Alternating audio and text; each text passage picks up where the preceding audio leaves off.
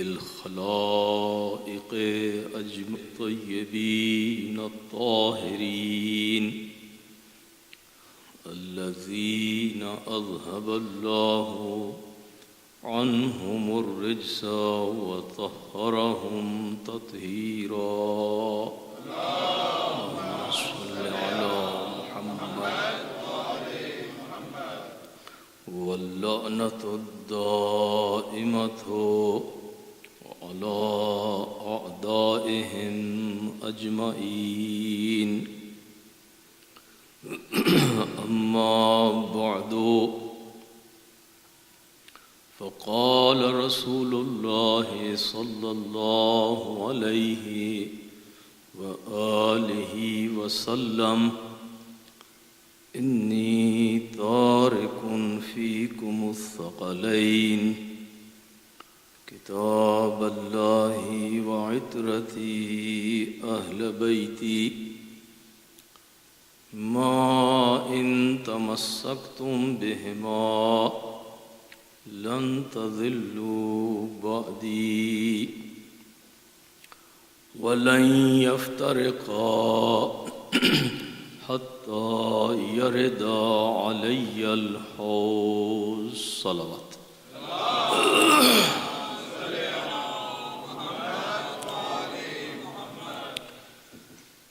ارباب اعضاء، قرآن و اہل بیت کے موضوع پہ آج ہماری 5ویں گفتگو ہے۔ سرنامہ کلام پیغمبر اکرم کی انتہائی مشہور اور معروف حدیث ثقلین۔ اب تک جو گفتگو ہوئی اس کا 2-4 سطری خلاصہ یہ ہے کہ تاریخ ادیان پہ اگر نظر ڈالی جائے، آدم سے لے کے حضرت عیسیٰ تک ہر نبی کی امت نے 2 کام بالخصوص کیے تھے۔ 2 کام ایسے ہیں کہ جو ہر نبی کی امت نے کیے اور جن کی وجہ سے وہ امت گمراہ ہوئی۔ ایک تو امتوں نے اللہ کی نازل کردہ کتابوں میں تبدیلی کر دی، تحریف کر دی۔ جو وحی نازل ہوئی، جو کتاب نازل ہوئی، جو صحیفے نازل ہوئے، ان میں لوگوں نے اپنے پاس سے تبدیلی کر دی، اور جس کے نتیجے میں وہ میسج پیور نہ رہا، خالص نہ رہا، وہ میسج ٹیمپرڈ ہو گیا، اور اس کے نتیجے میں وہ کتابیں کرپٹ ہو کے رہ گئیں۔ اور پھر بعد میں اللہ کو نئی کتاب نازل کرنا پڑی، نئے صحیفے نازل کرنا پڑے، اور نئے نبی نے آ کے گویا کہ ریکارڈ کو درست کیا، اور وہ جو تبدیلیاں اور جو تحریفیں ہوئی تھیں ان کا آ کے سدجواب کیا۔ اور دوسرا کام جو ہر امت نے کیا وہ یہ ہے کہ نبی کے بعد نبی کے وصی کی بجائے انہوں نے اپنے اپنے بادشاہ بنا لیے تھے۔ وہ بادشاہوں کی حکومت میں رہنا زیادہ پسند کرتے تھے بنسبت انبیاء کے وارث اوصیاء اور اولیاء کے زیر سرپرستی رہنا چاہتے ہو۔ وہ اللہ کے نبی کے ان وصیوں اور ولیوں کو اور وارثوں کو دھکیل کے ایک طرف کر دیتے تھے کہ یہ کچھ زیادہ ہی شریف لوگ ہیں، یہ بہت شریف لوگ ہیں، حکومت بدمعاشوں کا کام ہے۔ شریف آدمی جو ہے وہ حکومت کے لیے لوگوں کو عام طور پہ فٹ فار دا پوسٹ نظر نہیں آتا۔ اب لوگ صاف لفظوں میں یہ کہیں یا نہ کہیں، لیکن عام طور پہ جو کہتے ہیں اس کا مفہوم یہی ہے۔ امیر المومنین علی ابن ابی طالب علیہ الصلوۃ والسلام نے زمام اقتدار کو ہاتھ میں لینے کے بعد جو سب سے پہلا کام کیا تھا وہ کچھ گورنرز کو معزول کیا تھا اور کچھ نئے گورنرز اپوائنٹ کیے تھے اور ان کو بھیجا تھا ان شہروں میں۔ اب جن گورنرز کو معزول کیا تھا وہ اپنے زمانے کے بڑے معروف پالیٹیشنز اور اسٹیٹس مین کی حیثیت اختیار کر چکے تھے، وہ لوگوں کو بڑے نظم و ضبط رکھنے والے، بڑے اچھے ایڈمنسٹریٹر، آہنی گرفت رکھنے والے حکمران لگتے تھے۔ ان کی کرپشن پہ لوگ رویا بھی کرتے تھے، شکایت بھی کرتے تھے، لیکن پھر وہ حکومت کا لائق انہی لوگوں کو سمجھتے تھے۔ انسان بھی ایک عجیب مخلوق ہے، بہت موقعوں پہ ہمارا جو بیہیویئر ہوتا ہے وہ بڑا کانٹراڈکٹیو ہوتا ہے۔ لو اینڈ ہیٹ کا ریلیشن، کہ ایک چیز سے محبت بھی ہے، نفرت بھی ہے، گلے شکوے بھی ہیں مگر جان بھی نہیں چھوڑنی، اور محبت بھی ہے مگر اطاعت بھی نہیں کرنی، یہی قسم کا۔ تو امیر المومنین نے جب ان نون ڈگنیٹریز اور پالیٹیشنز کو جب معزول کیا تو اور ابن عباس تک، جو مولا کے بالکل انر سرکل کے آدمی تھے، بلکہ آپ ان کو مولا کا چیف آف سٹاف کہہ سکتے ہیں، ان کو بھی آنا پڑا اور کہا کہ یا ابن عم، یا اے امیر المومنین، یہ آپ کیا کر رہے؟ آپ ان لوگوں کو فائر نہ کیجئے، آپ ان لوگوں کو معزول نہ کیجئے، اس لیے کہ یہ لوگ جمے ہوئے ہیں، مضبوط ہیں، وہاں پر ان کا اقتدار ہے، ان کا طوطی بولتا ہے، یہ ان کنٹرول ہیں، اور اگر ان کو آپ نے ہلا دیا تو پھر ایک تو یہ مخالف ہو جائیں گے اور ایک ان کے مقابلے میں کسی اور کی ہوا نہیں جمے گی۔ تو ایک تو ان کے معزول کرنے پہ اعتراض، اور زیادہ اعتراض اس بات پہ ہوا تھا کہ جن لوگوں کو امیر المومنین نے گورنر بنا کے اور میئر بنا کے بھیجا تھا، لوگ ان کو مسجدوں کا پیش نماز اور امام جمعہ جماعت وغیرہ کے طور پہ تو قبول کرنے کے لیے تیار تھے، مگر ایک حاکم اور گورنر کے طور پہ قبول کرنے کے لیے تیار نہیں تھے۔ اگر آپ کی نظر تاریخ پہ ہے تو چنانچہ جب وہ ان شہروں میں پہنچے تو وہ کسی کر و فر کے ساتھ نہیں گئے تھے، لاؤ لشکر کے ساتھ نہیں گئے، وہ کسی بڑے تام جھام کے ساتھ کسی شہر میں وارد نہیں ہوئے، بالکل سادہ کپڑوں میں، سادہ لباس میں، بغیر کسی لاؤ لشکر کے، بغیر سیکیورٹی گارڈز کے، بغیر کسی پریسٹیجیس سواری کے، ایک چھوٹی سی گٹھڑی انہوں نے اپنی سامان کی باندھی، کسی نے بغل میں لی، کسی نے سر پہ رکھی، کسی نے ہاتھ میں پکڑی، اور وہ شہر میں پہنچ گئے۔ اب جب شہر میں پہنچے تو انہوں نے راستہ پوچھا کہ یہاں گورنر ہاؤس کہاں ہے؟ کہا آپ کو گورنر ہاؤس میں کیا کرنا ہے جا کے؟ آپ کی تو یہ حالت دیکھ کے اندازہ ہو آپ کو تو وہاں کوئی اندر داخل ہونے بھی نہیں دے گا۔ پتہ چلا کہ یہ ملاقاتی نہیں ہے بلکہ یہ نئے گورنر صاحب ہیں، یہ نئے گورنر ہیں۔ تو عزیزان گرامی، جو بات میں عرض کرنا چاہ رہا تھا وہ یہ ہے کہ انسان ظالموں کے ظلم کے نیچے ظلم سہتے سہتے سہتے اس کے تحت شعور میں اور لاشعور میں ظلم کو ایڈمائر کرنے کی، ظالم کو ایڈمائر کرنے کی بھی ایک صلاحیت پیدا ہو جاتی ہے۔ ظالم سے نفرت بھی کرتا ہے اور ظالم کی پوجا بھی کرتا ہے۔ ظالم اچھا بھی نہیں لگتا اور ظالم کے بغیر کسی اور کو قبول بھی نہیں کرتا، اور اسی کا نام سٹیٹس کو ہے۔ تو بہرحال چونکہ وہ اللہ کے ولی ہوتے تھے، پیغمبر کے وصی ہوتے تھے، نیک لوگ ہوتے تھے، تو ان کو قبول کرنے کی بجائے امتوں نے بادشاہوں کو پسند کیا۔ ٹرائبل لیڈرز کھڑا ہوا، اس نے حکومت پہ قبضہ کر لیا اور لوگ اس کے ساتھ چلتے رہے، اور پھر جب وہ لوگ نااہل ہوتے تھے تو وہ امتوں کو بھی بگاڑ دیتے تھے، نبی کا پیغام بھی بگاڑ دیتے تھے۔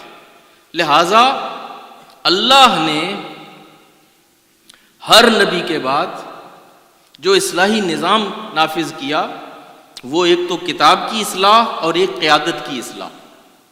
اب سوال یہ ہے کہ یہ آخری نبی تھے، ان کے بعد نہ تو کوئی نئی کتاب آنے والی تھی، نہ کوئی نیا نبی آنے والا تھا، اور یہ جانتے ہوئے کہ اب تک طول تاریخ میں ہر امت کو یہ مسئلہ پیش آیا ہے، ہر امت نے کتاب میں بھی تبدیلی کی ہے اور قیادت میں بھی تبدیلی کی ہے، دونوں میں کرپشن کا شکار ہوئے ہیں، دونوں میں کرپشن کا شکار ہوئے ہیں۔ تو سوال یہ ہے کہ یہ جو خاتم الانبیاء ہیں، یہ جو ختمی مرتبت ہیں، یہ جو آخری رسول ہیں، یہ جو آخری کتاب ہے، یہ کیا اس کی حفاظت کا کوئی انتظام ہے یا نہیں؟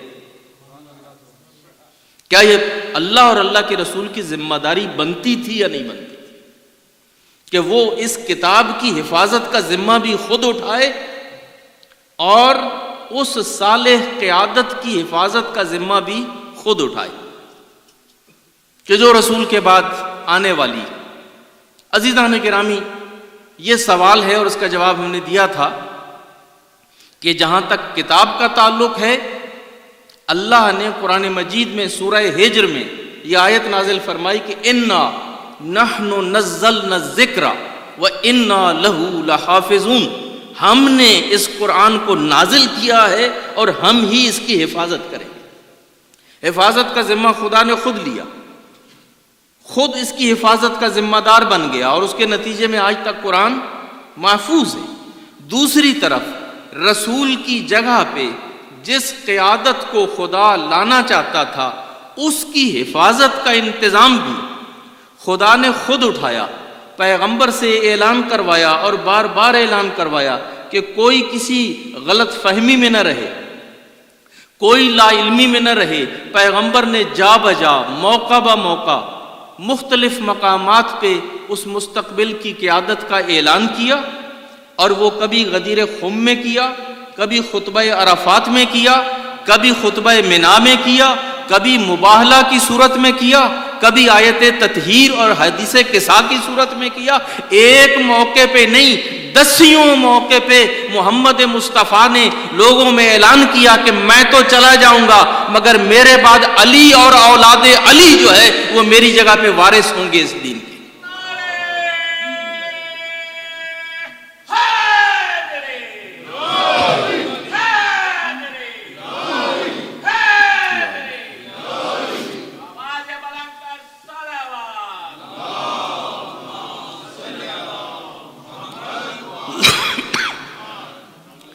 لہٰذا یہ پیغمبر کا فرض بنتا تھا کہ وہ سدباب کریں اس فتنے کا جو بعد میں آنے والا ہے۔ لہٰذا جگہ جگہ اس کا اعلان کیا، جگہ جگہ فیوچر کی جو قیادت ہے اس کا تعارف کروایا، تاکہ امت دھوکے میں نہ رہے، امت لا علمی کا شکار ہو۔ نبی کا کام نافذ کرنا نہیں ہوتا۔ اب اگر کوئی کہے کہ جی اگر ایسا تھا، رسول اللہ اگر یہ انتظام کر کے گئے تھے تو بعد میں ٹرین جو ہے وہ پٹڑی سے اتری کیسے، اور یہ دوسرے لوگ حکومت میں آئے کیسے، تو یہ نہیں ہے. قرآن میں خدا نے کہا وما علیک الا البلاغ، تمہارا کام پہنچانا ہے، تمہارا کام نافذ کرنا نہیں ہے، تمہارا کام بتانا ہے، تمہارا کام منوانا نہیں ہے، تمہارا کام اعلان کرنا ہے، تمہارا کام تعارف کروانا ہے، تمہارا کام پہنچانا ہے. وما علیک الا البلاغ یا وما علیہم بمسیطر، آپ ان لوگوں کے اوپر مسلط نہیں کر دیے گئے کہ آپ ہر چیز کو بجبر لوگوں پہ نافذ کریں گے. آپ رسول ہیں، رسول کا کام رسالت ہوتا ہے، رسالت پہنچانے کو کہتے ہیں. آج تک کوئی نہیں کہہ سکتا کہ محمد مصطفیٰ نے علی کی ولایت کو نہیں پہنچایا تھا.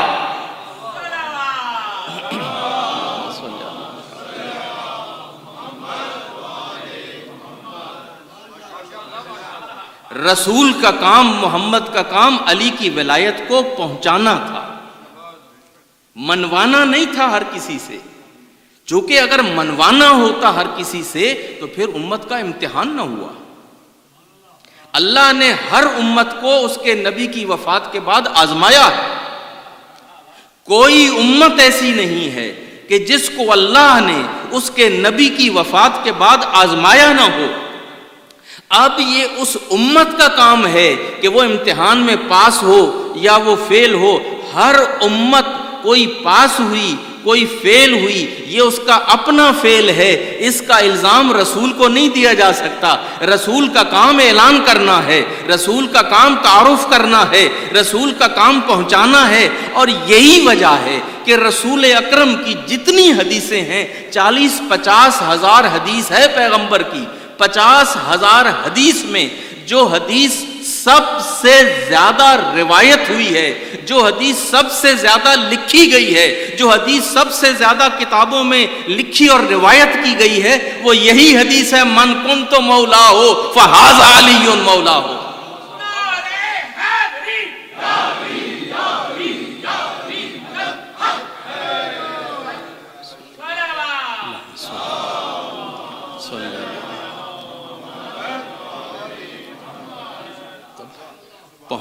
کوئی حدیث ہمیں دکھا دی جائے، اہل حدیث ہی سامنے آ جائیں اور وہ یہ کارنامہ انجام دے دیں. دیوبند آ جائے، جامع الازہر آ جائے، جامع مدینہ آ جائے، سعودی عرب کے شیخ الحدیث آ جائیں، ہمیں ایک حدیث دکھا دیں پیغمبر کی کہ جو اس حدیث سے زیادہ روایت ہوئی. کوئی حدیث اس حدیث سے زیادہ روایت نہیں. تو یہ اس بات کی دلیل ہے کہ رسول نے اتمام حجت میں کوئی کوتاہی نہیں کی. اتمام حجت میں کوئی کوتاہی نہیں ہوئی ہے. رسول نے یہ اعلان مختلف موقعوں پہ جا بجا کیا ہے اور اتنا کیا ہے کہ اب اس کا کوئی انکار نہیں کرتا. اگر لوگ گنجائش پیدا کرتے ہیں تو وہ اس کی انٹرپریٹیشن میں تلاش کرتے ہیں، یعنی حدیث کا انکار نہیں کرتے. حدیث کا انکار نہیں کرتے. انکار کریں گے تو کس چیز کا کریں گے؟ مولا کا معنی وہ نہیں ہے، مولا کا معنی یہ ہے. چلیں اتنا تو مانا نا کہ حدیث تو 100% سچی ہے.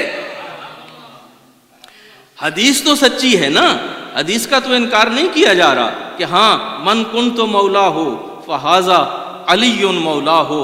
اب یہ الگ بات ہے کہ جب حدیث مان دیں گے اور پھر معنی کے اوپر اگر اختلاف ہوگا تو پھر کانٹیکسٹ بتائے گا. کانٹیکسٹ ہمیشہ بتاتا ہے کہ یہاں پہ معنی مراد کیا ہے. اتنی گرمی میں جلتا ہوا تپستان ہے، حاجی حج کر کے واپس آ رہے ہیں. اتنی شدید گرمی میں جب لوگ جو ہے گرمی سے مر رہے ہیں، وہاں پہ چلتے ہوئے قافلے کو روکنا، جو آگے چلے گئے ان کو واپس بلانا، جو پیچھے رہ گئے ان کا انتظار کرنا، اور پھر وہ ممبر بنانا اور ممبر بنا کے یہ اعلان کرنا کہ کیا علی میں جس کا دوست ہوں، علی اس کے دوست ہیں، یعنی علی کی دوستی کا اعلان ہو رہا ہے. بتایا جا رہا ہے کہ اے سارے مسلمانوں آج جمعہ کا دن ہے. اتنا بڑا مجمع اکٹھا کر کے، اتنا لوگوں کو حیصل میں ڈال کے صرف یہی بتانا ہے کہ علی تمہارے دوست ہیں. ارے علی تو لوگوں کے بھائی ہیں، علی لوگوں کے مولا ہیں۔ قرآن یہ کہتا ہے ان المؤمنون اخوۃ، مؤمنین ایک دوسرے کے بھائی ہیں۔ تو جو بھائی ہے اس کی دوستی کا اعلان کرنے کی کوئی ضرورت ہے؟ جس کے بھائی ہونے کی شہادت قرآن دے رہا ہو، اس کی دوستی کا اعلان ہو رہا ہے اتنے اہتمام کے ساتھ، اتنے اہتمام کے ساتھ۔ اور پھر اگر صرف دوستی کا اعلان ہوتا ہے تو دوستی کے بعد بیعت نہیں ہوا کرتی، دوستی کے بعد بیعت نہیں ہوا کرتی۔ یہ اعلان ولایت تھا کہ جس کی وجہ سے ایک ایک نے آ کے بیعت کی۔ بخن بخن لکا یبن ابی طالب اصبحت مولائی و مولا کل مؤمن و مؤمنہ۔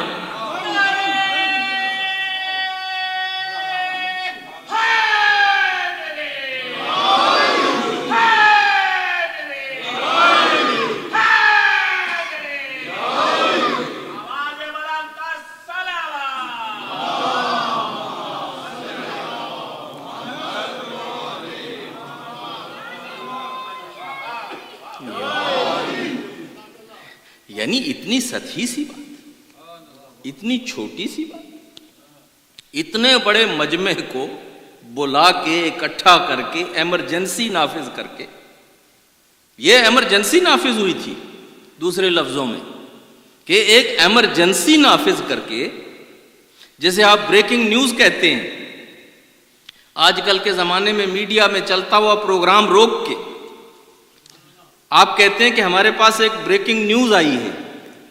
اب آپ پروگرام کو روکیں اور بریکنگ نیوز یہ دیں، لوگوں کو بتائیں کہ آج 14 تاریخ ہے اور آج جو ہے وہ جمعہ کا دن ہے۔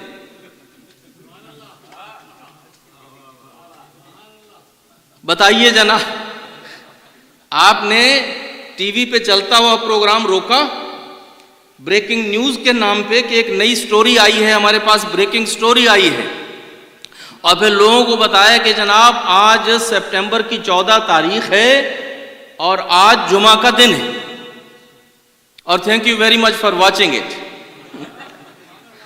تو دیکھیے پھر آپ کا حشر کیا ہوتا ہے۔ تو عزیزان گرامی، یہ چلتا ہوا کینوائی، یہ چلتا ہوا حاجیوں کا سفر، یہ حاجیوں کا اتنا بڑا قافلہ، اس کو روک کے تپتے ہوئے صحرا میں ایمرجنسی نافذ کر کے وہ ایک انوکھا ممبر بنا کے کہ جو کبھی لوگوں کو نہ بھولے۔ یہ طریقے ہوتے ہیں، یہ آپٹکس ہوتے ہیں اس طرح کے کہ لوگوں کو کبھی وہ پیغام نہ بھولے، اس لیے کہ عام ممبر پہ سنی ہوئی بات بھول سکتی ہے، لیکن اونٹوں کے پالانوں کا جو خصوصی ممبر بنایا گیا وہ ایک ایسا منظر ہے کہ جو کبھی کسی کو نہیں بھولنے والا، جو کبھی کسی کو نہیں بھولنے والا۔ اس طرح کا ماحول پیدا کر کے یہ اعلان کیا گیا، اور اعلان کرنے کے بعد پھر خیمہ لگا دیا گیا کہ اب لائن لگاؤ اور آ کے بیعت کرو، اب لائن لگاؤ اور آ کے بیعت کرو۔ تو کیا دوستی کے لیے بیعت کی جاتی ہے؟ دوستی کے لیے بیعت کی جاتی ہے؟ تو عزیزان گرامی، جہاں تک تاریخ ہمیں بتاتی ہے، اعلان کرنے میں نہ خدا نے کوئی کوتاہی کی، نہ رسول اللہ نے کوئی، کسی نے اتمام حجت میں ذرہ برابر گنجائش نہیں چھوڑی، بلکہ رسول نے تو بعد میں جو کیا سو کیا۔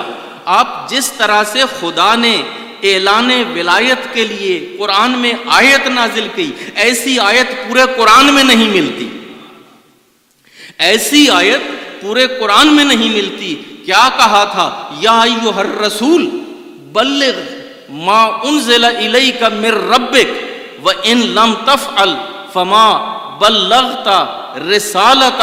اے رسول، جو پیغام پہنچایا گیا ہے اس کو پہنچا دیجئے، اور اگر اس پیغام کو آپ نے نہ پہنچایا تو پھر ایسا ہے کہ آپ نے تبلیغ رسالت سرے سے کی ہی نہیں۔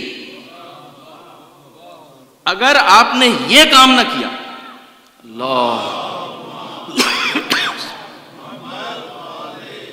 پورے قرآن میں ہمیں ایک اور ایسی آیت دکھائی جائے کہ اے رسول نماز کی تبلیغ کیجئے، اگر نماز کا حکم نہیں پہنچایا تو آپ نے تبلیغ رسالت ہی نہیں کی۔ اے رسول زکوٰۃ کا حکم پہنچائیے، زکوٰۃ کا حکم نہیں پہنچایا تو گویا کہ آپ نے تبلیغ رسالت ہی نہیں کی۔ اے رسول حج کا حکم پہنچائیے، اس لیے کہ اگر حج کا حکم نہ پہنچایا تو آپ نے تبلیغ رسالت ہی گویا کہ نہ کی۔ اے رسول فلاں حکم پہنچائیے، اگر یہ نہ پہنچایا تو آپ نے کچھ بھی نہیں کیا۔ عزیزو، اس مفاد کی، اس معنی کی کوئی آیت قرآن میں نہیں ہے۔ قرآن میں یہ انوکھی آیت اور اکیلی آیت اور اچھوتی آیت یہی آیت ولایت ہے، جس میں خدا حکم دے کے کہتا ہے یا ایھا الرسول بلغ ما انزل الیک من ربک وان لم تفعل فما بلغت رسالتا۔ اگر یہ آیت نہ پہنچائی، اگر یہ حکم نہ پہنچایا تو گویا کہ آپ نے کوئی حکم پہنچایا ہی نہیں تھا۔ ایک صلوات پڑھیے بابا جی۔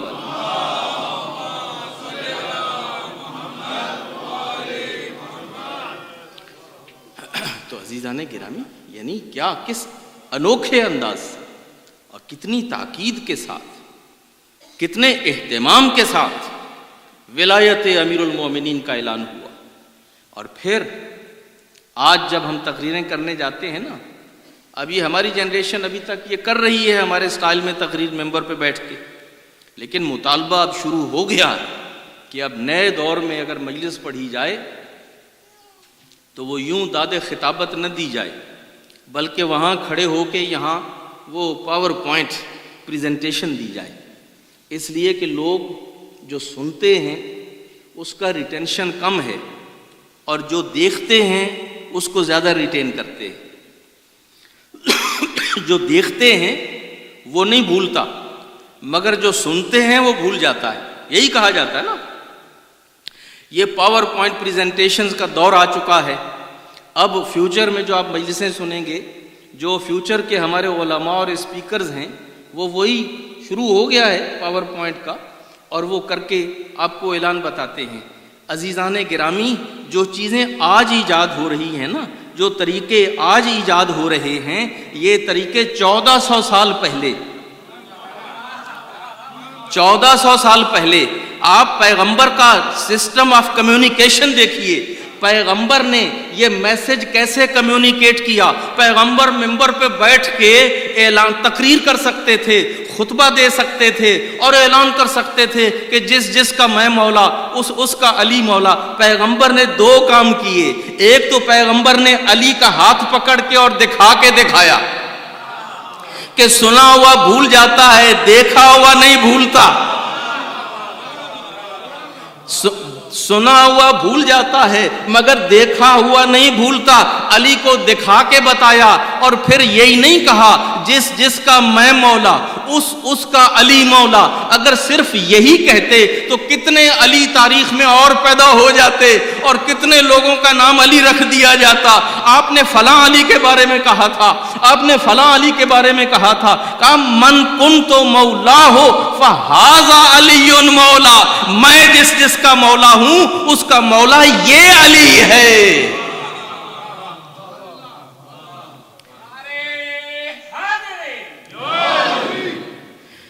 یہ علی اس کے مولا ہے۔ اب اس کے اندر کوئی کمی رہ گئی؟ اس زمانے میں، یعنی یہ پاور پوائنٹس کے آئیڈیاز آ جا رہے ہیں، یہ دکھا کے اعلان کرنے کے آئیڈیاز نئے ہیں، یہ ماڈرن میتھڈز آف کمیونیکیشنز ہیں، لیکن 1400 سال پہلے پیغمبر نے اس میسج کو کتنے ماڈرن طریقے سے اور کتنے سائنٹیفک طریقے سے اس کو کمیونیکیٹ کیا کہ ایک تو دکھا کے اور ایک حاضہ کا لفظ لگا کے، کہ صرف علی نہیں بلکہ یہ علی، کل کلاں کوئی اور علی نہ بنا لینا، اور بعید نہیں تھا کہ بنا بھی لیتے، لیکن یہ علی کہہ کے، یہ تھا رسول کا انداز۔ اور رسول نے یہ انداز جو ہے آل along وہ 23 سال آپ دیکھ لیں، جہاں جہاں اپنے اہل بیت کا تعارف کروایا ہے، صرف زبانی اعلان کرنے پہ قناعت نہیں کی۔ یہ پیغمبر کا میتھڈ تھا، یہ میتھڈولوجی آف پروفٹ ہے۔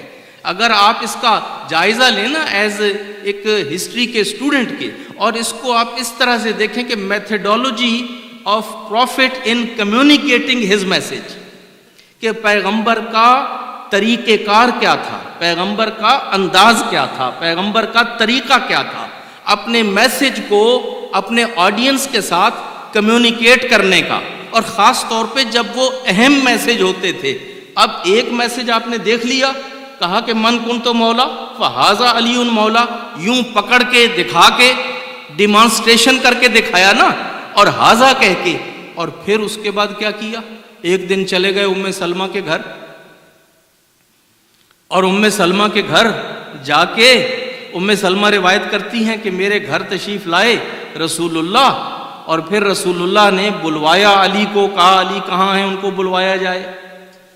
علی کو بلوایا، علی آ گئے، کہا فاطمہ کو بھی بلاؤ، فاطمہ بھی آ گئیں، کہا میرے حسن اور حسین کو بھی بلاؤ، حسن و حسین بھی آ گئے، کہا اب مجھے ایک کالی چادر لا کے دو، اب مجھے ایک کالی چادر لا کے دو۔ وہ کالی چادر منگوا کے سب کو بٹھا کے سب کے اوپر ڈال کے پھر کہا اللہم ہؤلاء اہل بیتی، اللہم ہؤلاء اہل بیتی وخاصتی وحامتی، لحمہم لحمی ودمہم دمی، یؤلمنی ما یؤلمہم ویحزننی ما یحزنہم، انا حرب لمن حاربہم وسلم لمن سالمہم ومحب لمن احبہم وعدو لمن عاداہم، فاجعل صلواتک وبرکاتک وغفرانک ورضوانک علی وعلیہم واذہب عنہم الرجس وطہرہم تطہیرا۔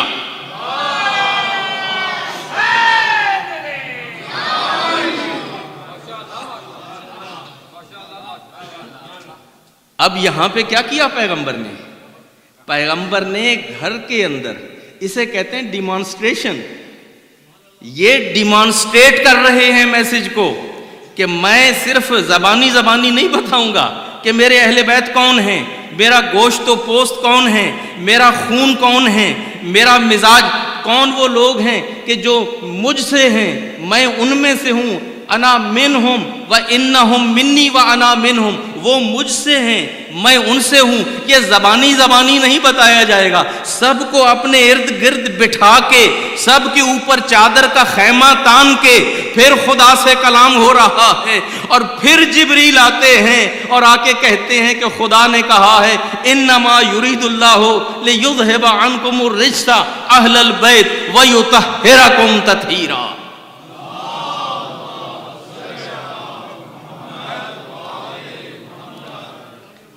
بتائیے کوئی کسر رہ گئی؟ مجھے اشارہ کیا جا رہا ہے کہ لوگوں کو تھوڑا سا آگے بلایا جائے، تھوڑا سا، اگر آپ صلوات پڑھتے ہوئے بس ایک قدم آگے آ جائے۔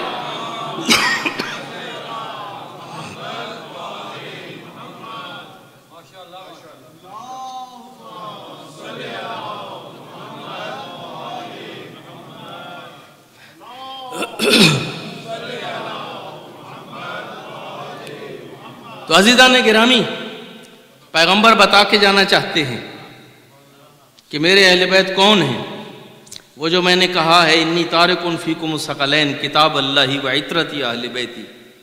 تو اب پیغمبر یہ بھی بتانا چاہتے ہیں کہ اہل بیت ہیں کون۔ بتانے کے لیے یوں ہی اپنی بیوی ام سلمہ کے پاس بیٹھ کے یہ 5 نام بتا سکتے تھے نا، لیکن کہا نہیں، اس کا اہتمام ہوگا، ان کو بلا کے اکٹھا بٹھا کے ان کے اوپر چادر رکھ کے ان کو بٹھا کے، اور پھر یہ اعلان ہوگا، بتایا جائے گا کہ یہ ہیں میرے اہل بیت۔ اور پھر جتنے بھی اہم اعلان ہیں اس طرح کے، پیغمبر نے وہ اعلان صرف ایک مرتبہ کر دینے پہ اکتفا نہیں کی۔ میں نے اس دن آپ سے بیان کیا تھا کہ حدیث ثقلین یہ عرفات میں بھی بیان کی تھی، منا میں بھی بیان کی تھی، غدیر خم میں بھی بیان کی تھی، اور بستر مرض پہ بھی بیان کی تھی۔ کم از کم 4 موقعوں پہ تو تاریخ شہادت دیتی کہ 4 موقعوں پہ اس کا تکرار کیا تھا۔ اس لیے کہ عزیزان گرامی اس زمانے میں یہ آج کا تو میڈیا نہیں تھا کہ ایک دفعہ اعلان ہوا، بریکنگ نیوز آئی اور پوری دنیا نے اس کو سن لیا اور پوری دنیا نے اس کو دیکھ لیا۔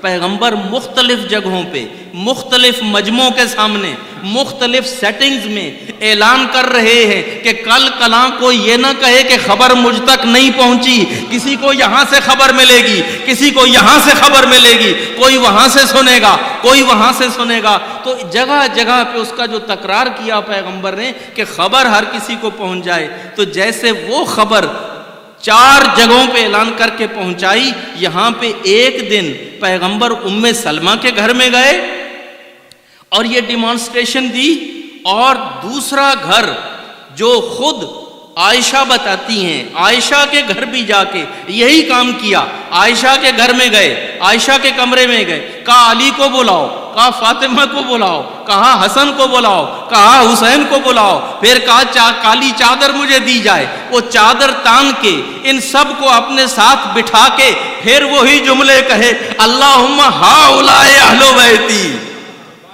اللہم ہؤلاء اہل بیتی، وہ میرے خدایا یہ ہیں میرے اہل بیت۔ پھر وہ سارے جملے تکرار کیے۔ جبریل پھر آتے ہیں، وہی پیغام لے کے آتے ہیں، تکرار یہاں پہ ہوتا ہے۔ پھر اس کے بعد اپنی ایک اور زوجہ ہے جس کا نام زینب ہے، زینب ہے۔ پھر کتب اہل سنت میں ملتا ہے کہ ام سلمہ کے گھر، عائشہ کے گھر اور پھر زینب کے گھر دوبارہ یہی اجتماع، سب کو بلایا، چادر منگوائی اور یہ اسٹیٹمنٹ دی۔ اور تینوں جگہوں پہ اہل سنت کی کتابوں میں لکھا ہے، تفسیروں میں لکھا ہے، حدیثوں میں لکھا ہے، تاریخوں میں لکھا ہے، تینوں بیویوں نے جب ان کے گھر میں یہ ڈیمانسٹریشن دی جا رہی تھی، آ کے کھڑی ہوئیں، کہا یا رسول اللہ کیا اس چادر کے نیچے، کیا اس چادر کے نیچے میں بھی آ سکتی ہوں؟ کہا 4 دیواری کے اندر آ سکتی ہیں مگر چادر کے نیچے نہیں۔ کہا 4 دیواری کے اندر تو آ سکتی ہیں مگر چادر کے نیچے نہیں۔ نہ عائشہ کو چادر کے نیچے آنے دیا، نہ ام سلمہ کو چادر کے نیچے آنے دیا، نہ زینب کو چادر کے نیچے آنے دیا۔ چادر کے نیچے ان چاروں کو اپنے ساتھ بٹھا کے پیغمبر نے ایک جگہ نہیں 3 جگہ 3 بیویوں کے سامنے لوگوں کو بتایا کہ میرے اہل بیت کون ہیں اور میرے وارث کون ہیں اور وہ طاہر و مطہر کون ہیں کہ جن پہ آیت تطہیر نازل ہوئی ہے۔ ایک صلوات پڑھیے بابا سے۔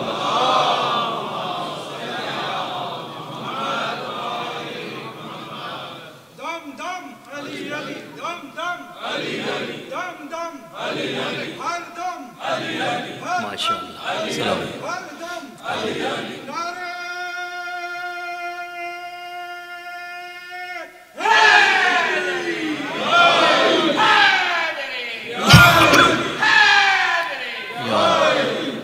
تو عزیزان گرامی، پیغام پہنچانے میں کوئی کسر رہ گئی؟ انہی بیویوں کے سامنے چادر کے نیچے اکٹھا کر کے، اور پھر پیغمبر جیسا خلیق انسان، پیغمبر جیسا خلق عظیم کا حامل انسان، وہ کہ جو آسانی سے کسی کو نہ نہیں کہتا، وہ کہ جو آسانی سے کسی کو نہ نہیں کہتا، وہ کہ جو کافر و منافق کا بھی احترام کرتا ہے جتنا جس حد تک ممکن ہو، وہ رسول جو رسول رحمت ہے، جو خلق عظیم کا حامل ہے۔ عزیزو، ہم میں سے بہت سارے لوگ ہیں ایسے، یہ عام طور پہ ہمارا ایک سوشل مسئلہ ہے، میں بیان کرتا چلا جاؤں۔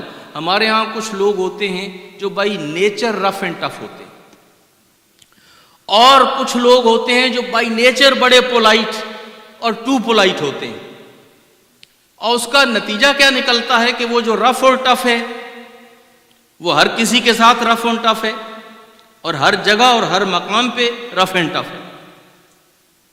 جہاں پہ اس کو پولائٹ ہونا چاہیے، ذرا خیال کر لینا چاہیے کسی کا، وہ وہاں پہ بھی نہیں کرتا۔ وہ کہتا جی میں تو آدمی ہوں وکری ٹائپ کا، اور میرا یہی مزاج ہے، اور میں تو بالکل ایسا ہوں، ننگی تلوار ہوں، اور میں منافق نہیں ہوں۔ یعنی اس کے خیال میں جو لوگ با اخلاق ہیں وہ منافق ہیں۔ میں تو صاف سیدھا آدمی ہوں اور بالکل سامنے بات کرتا ہوں، کوئی کسی کا لحاظ نہیں کرتا، کوئی کسی کا احترام نہیں کرتا، حالانکہ احترام اور لحاظ کرنے کا حکم دین نے دیا ہے۔ احترام اور لحاظ کرنے کا حکم دین نے دیا ہے، اور سب سے زیادہ احترام خود اللہ کے نبی نے کیا ہے لوگوں کا، اور ائمہ اہل بیت نے کیا ہے۔ لیکن ایک مزاج، میں جی رف اینڈ ٹف آدمی ہوں، میں کسی کا لحاظ نہیں کرتا، میں کسی کا احترام نہیں کرتا، میں تو منہ پہ کہہ دیتا ہوں، جو بات منہ میں آتی ہے کہہ دیتا ہوں، اور اپنے لحاظ سے وہ بڑی اپنی تعریف کر رہے ہوتے ہیں، جو منہ میں آتا ہے میں کہہ دیتا ہوں۔ یعنی آپ اندازہ لگائیں کہ یہ انسان کی یہ صفت ہے، یہ کوالٹی ہے کہ جو منہ میں آتا ہے کہہ دیتا ہوں۔ لیکن ماں بدولت اب چونکہ مقام بیان میں ہیں تو وہ یہ کہہ رہے ہیں، یہ ہیں ایک طرح کے لوگ، اور دوسری طرف وہ لوگ ہوتے ہیں بیچارے کہ جو ذرا بہت پولائٹ اور بہت خلیق، اب وہ ہر کسی کے ساتھ ہی ہاں میں ہاں ملانے والے۔ اب ان سے کوئی کہے کہ کوا سفید ہے تو وہ کہتے ہیں ہاں جی ہو سکتا ہے، چونکہ آپ کہہ رہے ہیں۔ اگر ان سے کہے کہ جناب میں نے کل وہ ایک آدمی کو دیکھا تین ٹانگوں پہ چل رہا تھا اور وہ معجزہ ہو گیا تھا، تو وہ کہے گا ہاں ایسا ہو تو سکتا۔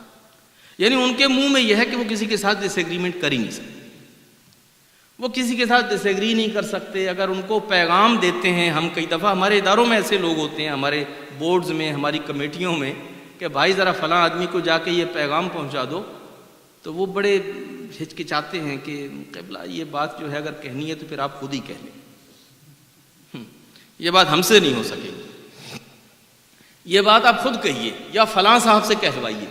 یہ ایک طرح کا مزاج ہے کہ یا تو انسان اتنا رف اینڈ ٹف اور یا پھر اتنا خلیق اور اتنا پولائٹ، جبکہ انسان کی عظمت یہ ہے کہ انسان کے اندر یہ دونوں چیزیں ہونی چاہیے۔ انسان کے اندر مصلحت اندیشی بھی ہونی چاہیے اور صراحت اللہجہ بھی ہونی چاہیے۔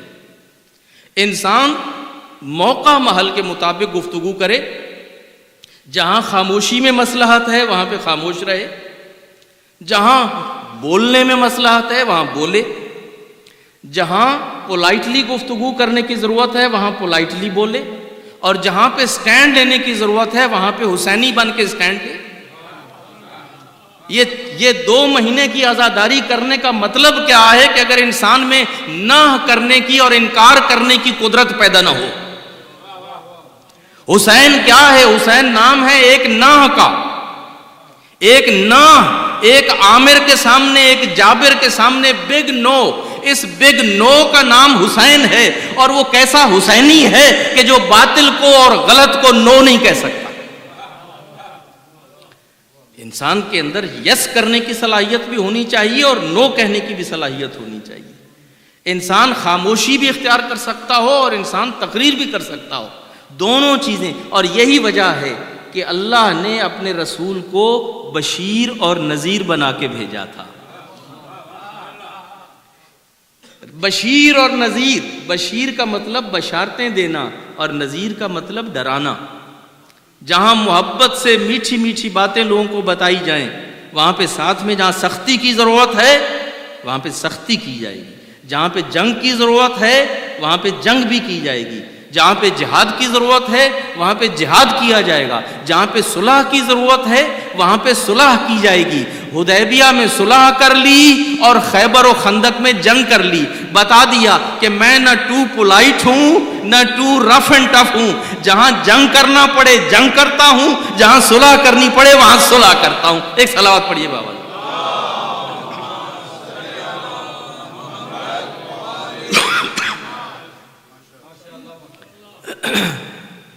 میری بات سے آپ ایگری کرتے ہیں کہ بہت سارے لوگوں کا یہ مسئلہ ہے کہ وہ یا سختی جانتے ہیں اور یا نرمی جانتے ہیں، ان دونوں کو ملا کے نہیں رکھتے۔ اور ایک بہت میں سمجھتا ہوں تاریخ بشر میں یہ بات صرف علی نے کہی ہے۔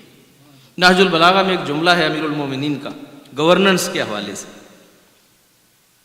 اور یہ جملہ آب طلا سے لکھنے کا ہے کہ ایک گورنر کو، ایک حاکم کو کیسا ہونا چاہیے۔ تو امیر المومنین فرماتے ہیں کہ اس کا پھر ترجمہ بھی مفتی صاحب نے حق ادا کر دیا ہے۔ مفتی جعفر حسین مرحوم علی اللہ مقامہ نے جب اس کا ترجمہ کیا تو انہوں نے بھی حق ادا کر دیا۔ وہ کہتے ہیں کہ لوگوں کے سامنے نرمی کا ایک ایسا کرتا پہن کے رہو کہ جس کا بارڈر جو ہے وہ سختی کے گوٹ سے بنا ہوا ہو.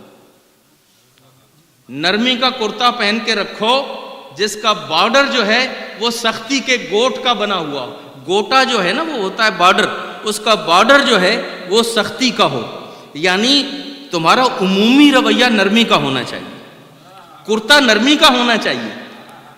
کرتا نرمی کا بارڈر جو ہوتا ہے نا ساتھ میں تھوڑا سا ہوتا ہے بارڈر، وہ بارڈر سختی کا ضرور ہونا چاہیے. نری نرمی بھی نہیں، نری سختی بھی نہیں، لیکن نرمی زیادہ اور سختی بہت کم. یہ میسج دیا امیر المومنین نے اپنے گورنر کو کہ دیکھو اس طریقے سے نرمی کا کرتا پہن کے رکھو جس کے اوپر سختی کا بارڈر لگا ہو. تو کہنے کا مقصد یہ تھا کہ وہ پیغمبر جو اتنے خلیق تھے، جو منافق اور کافر اور مشرک کے ساتھ بھی جہاں تک دین اجازت دیتا تھا اس کے ساتھ بھی مروتاً پیش آتے تھے. جب ان سے ان کی بیوی اپنے گھر میں صرف اتنا کہہ رہی ہے کہ کیا ان چاروں کے ساتھ میں بھی بیٹھ سکتی ہوں اس چادر کے نیچے؟ اندازہ فرمائیے کہ کیا جہاں علی بیٹھے ہیں، جہاں فاطمہ بیٹھی ہیں، جہاں حسن و حسین بیٹھے ہیں، جہاں آپ بیٹھے ہیں، کیا اس چادر کے نیچے میں عائشہ یا میں ام سلمہ یا میں زینب بھی ساتھ میں نیچے آ جاؤں، بیٹھ جاؤں؟ گھر ہی کی تو بات ہے نا، اور گھر ہی میں تو بیٹھے ہوئے ہیں. کون سا یہ ٹکٹ خریدا ہوا ہے جہاز کا فرسٹ کلاس کا کہ نہیں یہاں پہ کسی اور کو ساتھ نہیں بٹھایا جا سکتا؟ مگر رسول تاریخ کو کرپٹ نہیں کرنا چاہتے، تاریخ کے ریکارڈ کو رسول اللہ خراب نہیں کرنا چاہتے. رسول اللہ کہتے ہیں کہ اخلاق کا مالک ہوں، خلق عظیم کا حامل ہوں، شوہر ہوں، تو بیوی ضرور ہے، چار دیواری میں رہ سکتی ہے، مگر اس چادر کے نیچے نہیں آ سکتی، اس لیے کہ چادر کے نیچے وہ ہیں کہ جن کے اوپر آیت تطہیر نازل ہونے والی. تو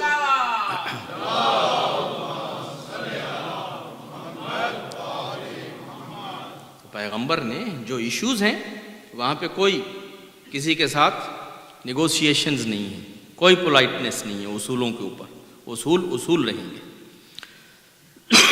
اور پھر آخری بات، پیغمبر نے حجت تمام کر دی ام سلمہ کے سامنے بھی، زینب کے سامنے بھی، عائشہ کے سامنے بھی کہ اہل بیت کون ہے. لیکن پوری دنیا کو، باہر کی دنیا کو کیسے پتہ چلتا کہ یہ تو گھر کا واقعہ ہے نا، تو گھر کی چار دیواری میں ہوا ہے، گھر کی چار دیواری میں ہوا ہے، تو یہ دنیا کو کیسے پتہ چلتا کہ رسول کے اہل بیت کون ہیں؟ رسول کے اہل بیت کون ہیں؟ وہ کون ہیں کہ جو عصمت و طہارت کے وارث ہیں؟ وہ کون ہیں جو معصوم ہیں؟ وہ کون ہیں جو طاہر و مطہر ہیں؟ یہ بات گھر کے اندر تو رہ جاتی، مگر گھر سے باہر میسج تک کیسے پہنچتی؟ خدا اور خدا کے رسول نے اس کا بھی طریقہ تلاش کر لیا. کہا کہ جب نصارہ نجران آئیں گے نا یہاں پر ہمارے ساتھ بحث کرنے کے لیے، تو ہم یہ جو کچھ گھر میں ہوا ہے اب یہ باہر گلی کوچے میں اور میدان میں کر کے لوگوں کو دکھائیں دیں گے. فَقُلْ تَعَالَوْا نَدْعُ أَبْنَاءَنَا وَأَبْنَاءَكُمْ وَنِسَاءَنَا وَنِسَاءَكُمْ وَأَنفُسَنَا وَأَنفُسَكُمْ ثُمَّ نَبْتَهِلْ فَنَجْعَلْ لَعْنَةَ اللَّهِ عَلَى الْكَاذِبِينَ. تم اپنے بیٹے بلاؤ، ہم اپنے بیٹے بلاتے ہیں، اپنی عورتوں کو بلاؤ، ہم اپنی عورتوں کو بلاتے ہیں، اپنے نفسوں کو بلاؤ، ہم اپنے نفسوں کو بلاتے ہیں. عزیزان گرامی، وہی جو چادر کے نیچے گھر میں جمع کیے تھے ان کو اپنے ساتھ لے کے، انگلی کے ساتھ لگا کے، مدینہ کے گلی کوچے سے گزار کے میدان میں لے جا کے دکھا دیا میرے اہل بیت عصمت و طہارت کے وارث یہ 5 ہیں، ان کے علاوہ کوئی.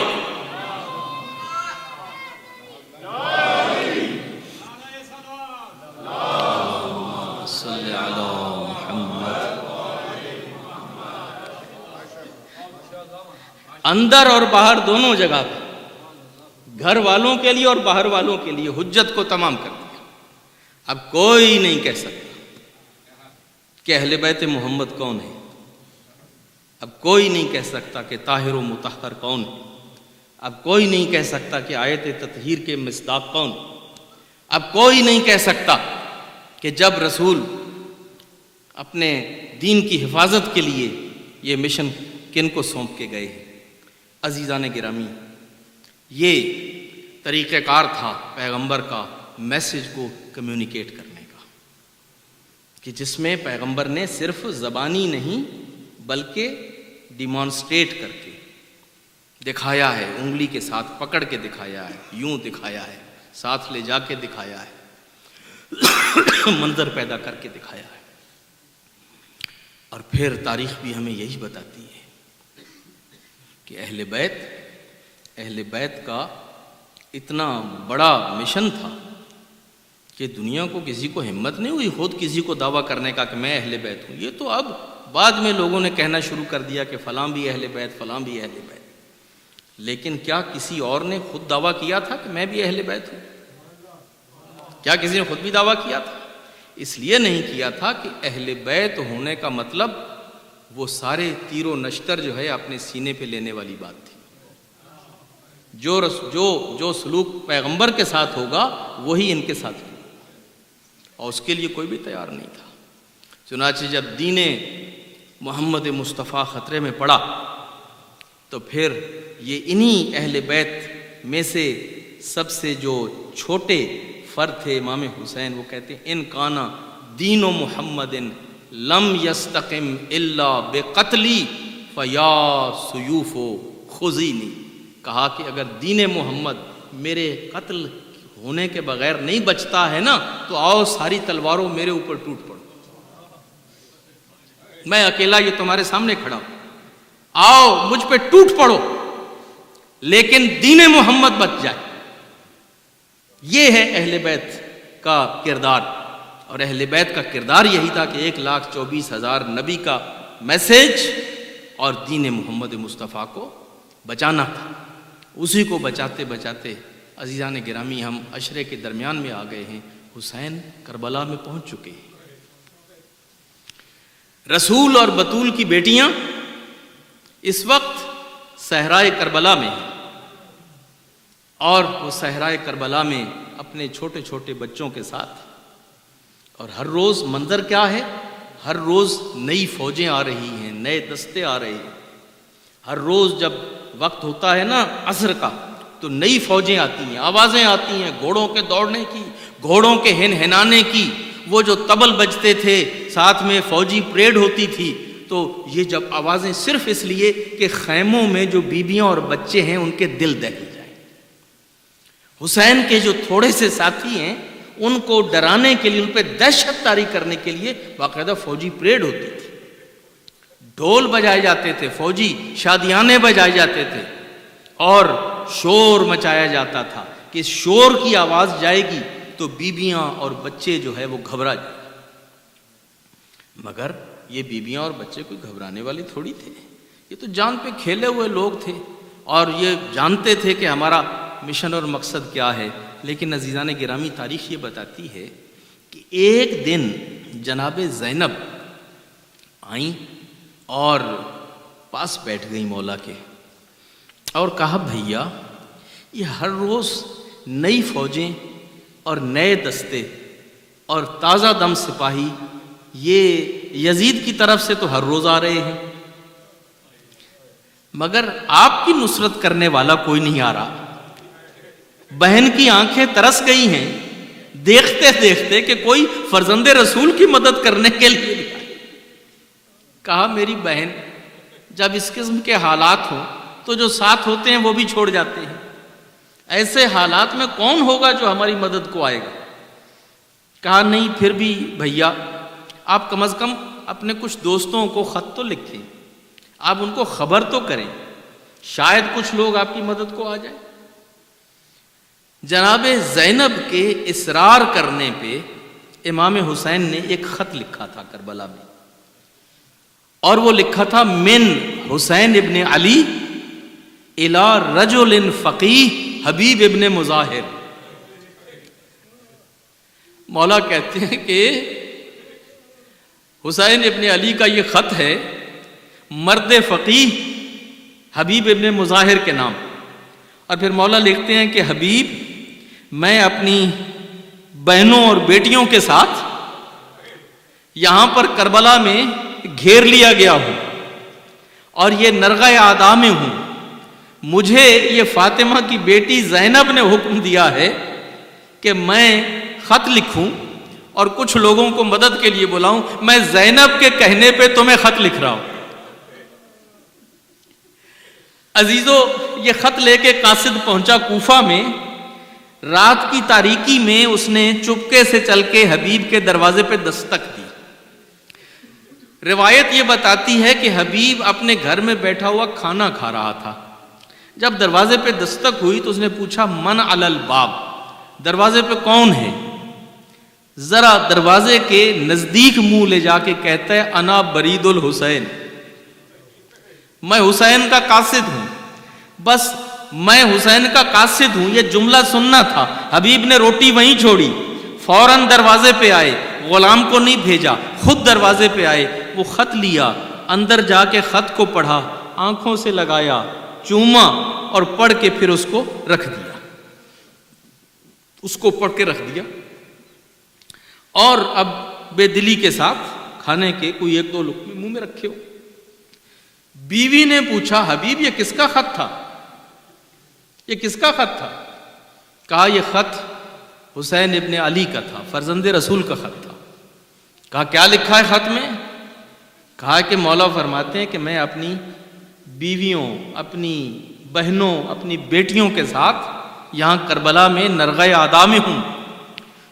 میں ایک محاصرے میں ہوں. حبیب آ سکتے ہو تو آؤ.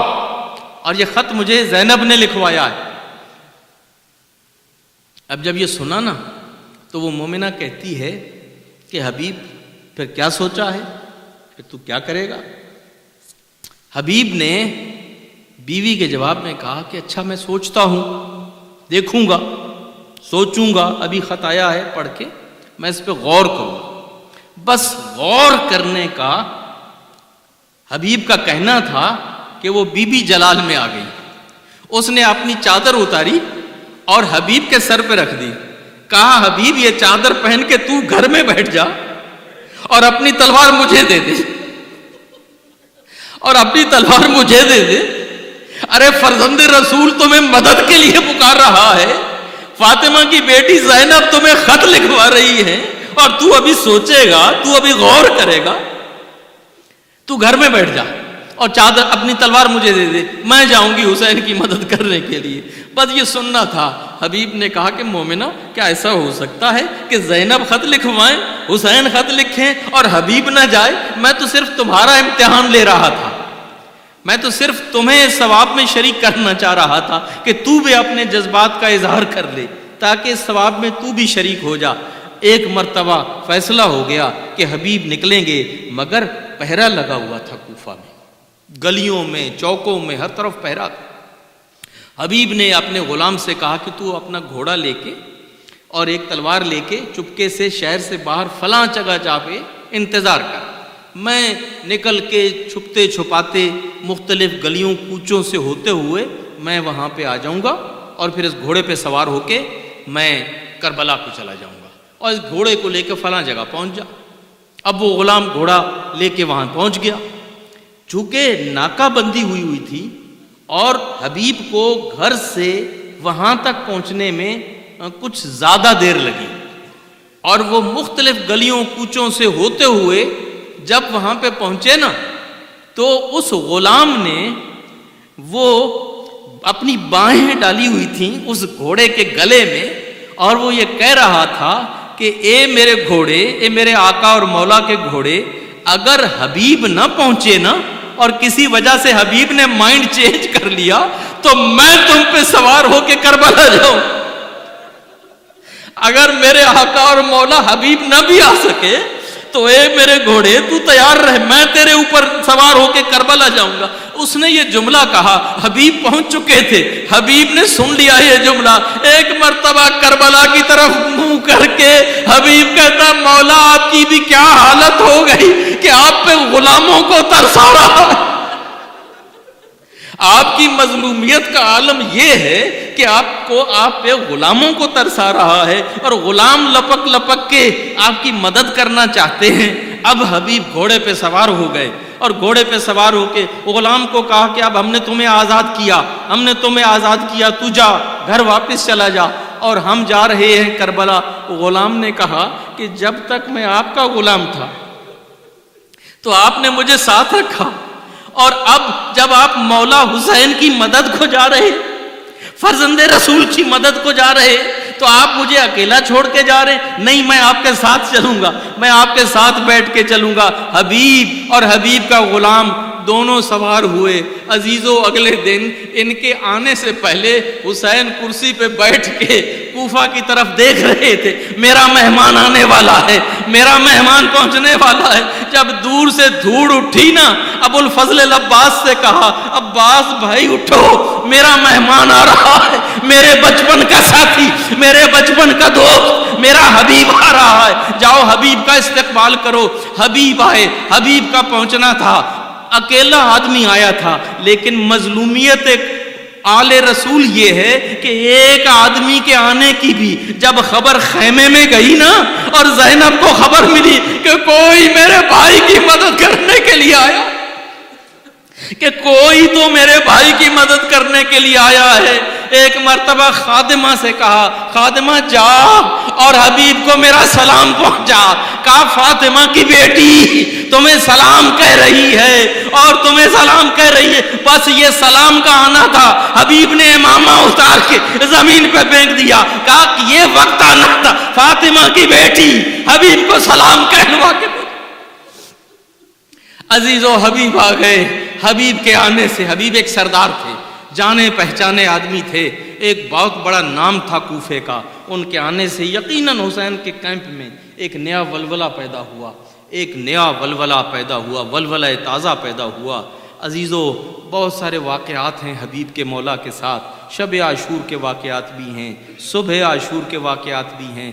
وقت کے دامن میں گنجائش نہیں رہی، لیکن جب زور کا وقت ہوا تھا نا، جہاد عاشور میں جب زور کا وقت ہوا تھا، اور ابو سمامہ سائیدی نے آ کے مولا سے کہا تھا کہ مولا اب بس تھوڑے سے لوگ باقی بچے ہیں مولا، اور کسی وقت بھی یہ ان لوگوں کو بھی شہید کر سکتے ہیں مولا، زور کا وقت ہونے کو ہے، میں چاہتا ہوں زندگی کی آخری نماز وہ آپ کے ساتھ پڑھ کے اس دنیا سے رخصت ہوں۔